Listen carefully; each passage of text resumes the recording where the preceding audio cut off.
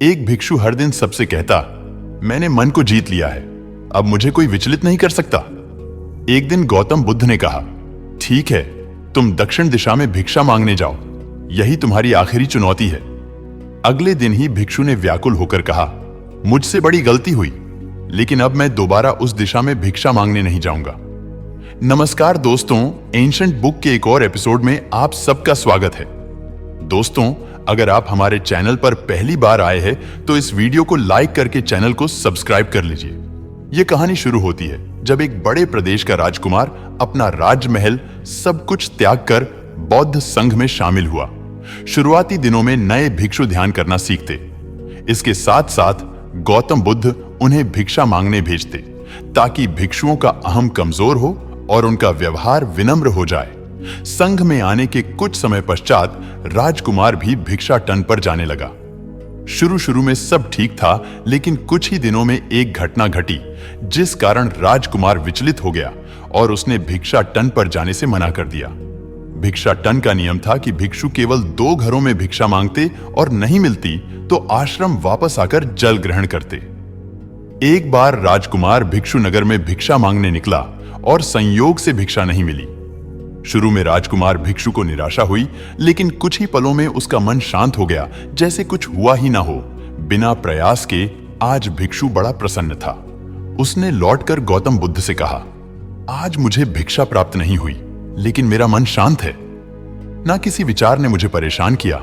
गौतम बुद्ध भिक्षु की सारी भावनाएं समझ रहे थे। तथागत ने कहा, अच्छी बात है, अब तुम कल महल की तरफ भिक्षा मांगने जाना।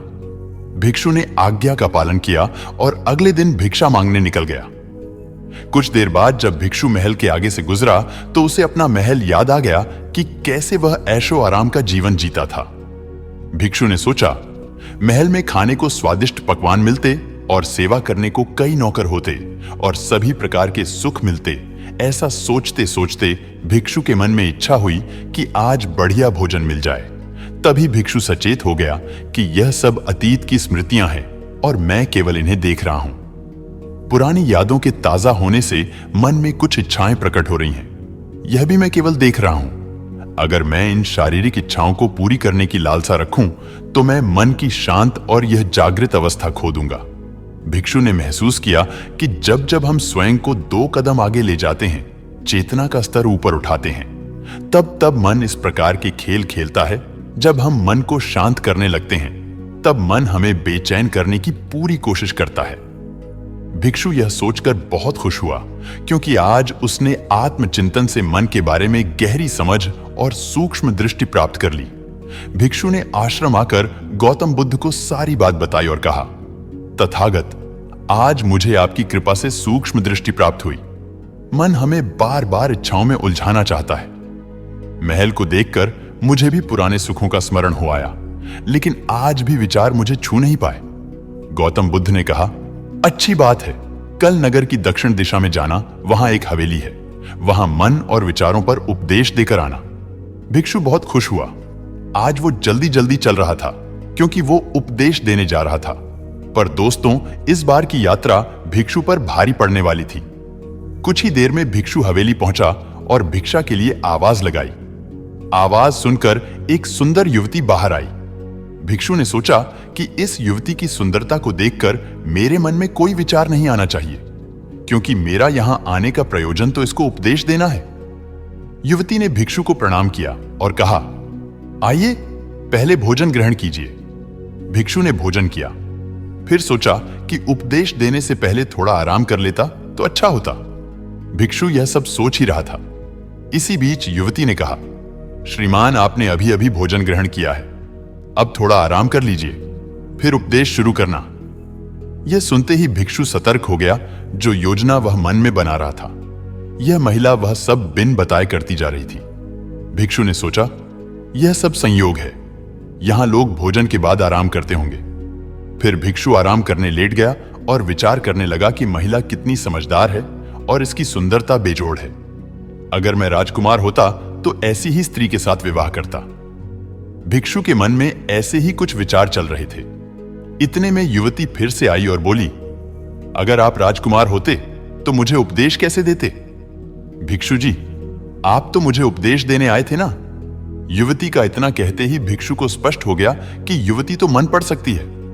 भिक्षु घबरा गया और हाथ जोड़कर पूछा, क्या आप मेरा मन पढ़ सकती हैं? युवती ने कहा, क्षमा कीजिए, ध्यान करते करते मेरा मन शांत हो गया है, इसीलिए बड़ी आसानी से मुझे दूसरों के विचार अपने आप महसूस हो जाते हैं, उनकी भावनाएं समझ आ जाती हैं। जब भिक्षु ने सुना तो उसके पैरों तले जमीन सरक गई। फिर बिना कुछ बोले भिक्षु तत्काल आश्रम की ओर चल पड़ा। रास्ते में चलते हुए भिक्षु का दिमाग फटा जा रहा था। उसकी बेचैनी बढ़ गई थी। भिक्षु खुद को कोसने लगा कि मेरे मन में युवती के लिए ऐसे विचार क्यों आ रहे थे। उसने मेरे बारे में क्या सोचा होगा? अगर यह बात लोगों को पता चलेगी तो लोग भिक्षुओं और संघ के बारे में क्या सोचेंगे? आज भिक्षु बहुत लज्जत महसूस कर रहा था और वह थोड़ी ही देर में आश्रम पहुंच गया। जब भिक्षु गौतम बुद्ध के सामने पहुंचा तो तथागत ने देखा कि उसके चेहरे की रौनक जा चुकी है। दोनों कंधे झुके हुए थे। भिक्षु ने बुद्ध से कहा, अब मैं कभी भिक्षा के लिए नहीं जाऊंगा। तथागत ने कहा, पहले आराम से बैठो, फिर मुझे बताओ कि तुम्हारी चाल में इतनी थकान क्यों है? आज तुम्हारे चेहरे पर तेज की जगह ग्लानि की भावना क्यों है? भिक्षु ने सारी बात बताई और कहा, मैं सब कुछ जानते हुए भी महिला की सुंदरता के बारे में और अन्य चीजों के बारे में सोच रहा था। मैं मन से पूरी तरह हार गया। अब मैं कभी उस दिशा में नहीं जा पाऊंगा। मैंने बौद्ध संघ का भारी अपमान किया है। गौतम बुद्ध ने कहा, सबसे पहली बात, परेशानी को बढ़ा चढ़ाकर मत सोचो। अगर कुछ बुरा हो जाए तो एकदम से यह मत सोचो कि सब खत्म हो गया। बिना सोचे निष्कर्ष पर मत जाओ। दूसरी बात, ध्यान दो कि कहीं तुम नकारात्मक विचारों के साथ अतिशयोक्ति करने वाले शब्दों का प्रयोग तो नहीं कर रहे, जैसे मैं हमेशा हारता हूं। जीवन में कुछ नहीं बचा। मैं मन से पूरी तरह हार गया।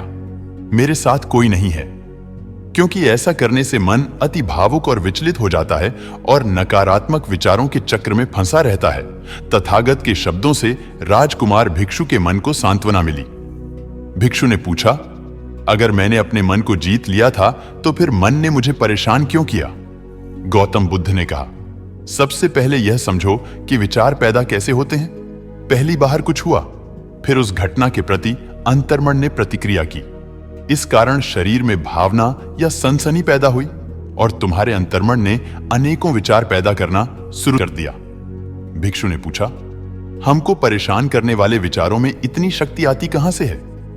गौतम बुद्ध कहते हैं कि हम खुद विचारों को यह शक्ति प्रदान करते हैं। जब आप फैसला और सही गलत के नजरिए से विचारों को देखते हो तो उनके लिए प्रतिक्रिया करने लगते हो।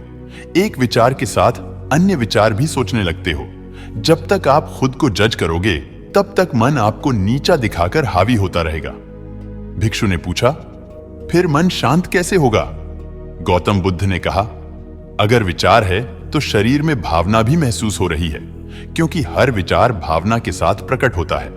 अगर आप अश्लील विचार महसूस कर रहे हो तो इसका मतलब है कि शरीर में एक भावना भी महसूस हो रही है और फिर आप उसके बारे में सोच रहे हो या प्रतिक्रिया कर रहे हो, और इसी बात में मन को शांत करने का तरीका छिपा है। हर विचार को देखना कठिन है क्योंकि विचारों का वेग तेज है, लेकिन शरीर में महसूस हो रही भावना को देखना आसान है क्योंकि यह देर तक बनी रहती है। अगर इन्हें बिना फैसले के सही गलत का मतलब लगाए सिर्फ देखा जाए तो यह गायब भी हो जाती है। तब मन के पीछे जो शांति है वो प्रकट होती है और उस शांति में एहसास होता है कि मन हमारा कुछ नहीं बिगाड़ सकता। हमारा अंतर्मन कैसे ठीक होता है। अगर हम किसी भी इंसान या घटना या फिर अपने मन को बिना तर्क के देखते हैं तो मन के साथ साथ अंतर्मन अपने आप स्वस्थ और शांत होने लगता है। अगर तुमने मात्र यह देखा होता कि इस औरत के प्रति विचार केवल मेरे अंतर्मन के कारण है और यह मैं केवल देख रहा हूं, मन में बहुत कुछ चल रहा है लेकिन मैं सांस के प्रति सचेत हूं, मैं शरीर में होने वाली प्रतिक्रिया को देख रहा हूं, तब भी तुम सचेत होकर दृष्ट भाव में लौट आते। मन के पीछे जो शांति है वह हमारी सबसे बड़ी ताकत है। हम बड़ी आसानी से विचारों को शांत कर सकते हैं और एक दिन यह जान सकते हैं कि किसी भी प्रकार का विचार चिंता असल में इस शांति को पार नहीं कर सकता। हम हमेशा विचारों से अछूते हैं। गौतम बुद्ध कहते हैं, तुम याद रखो, विचार तुमसे हैं, तुम विचारों से नहीं। तुम हमेशा ही अपने विचारों से शक्तिशाली हो, अपने डरों और चिंताओं से शक्तिशाली हो। अब तुम अगले 7 दिन युवती के घर भिक्षा मांगने जाओगे और ध्यान रखना, अपने विचारों को हावी मत करना। अच्छे बुरे विचार केवल तुम्हारा द्वार खटखटाते हैं। तुम केवल इतना याद रखना कि तुम वह शांति हो जिसमें सब प्रकट हो रहा है। अगले दिन भिक्षु पूरे मार्ग जागृत होकर चला। महिला के घर जाने से पहले थोड़ी घबराहट हुई, लेकिन भिक्षु दृष्ट भाव में बना रहा। विचारों को, शरीर में उठ रही भावनाओं को, डरों को, सबको बस देखता रहा। जब वापस लौटा तो वह पूरी तरह शांत था। आज उसमें मैंने मन को जीत लिया है, यह अहंकार भी नहीं था।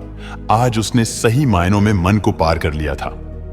अगर आपको यह कहानी पसंद आई है तो वीडियो को लाइक कर दीजिए और चैनल को सब्सक्राइब कर लीजिए। धन्यवाद।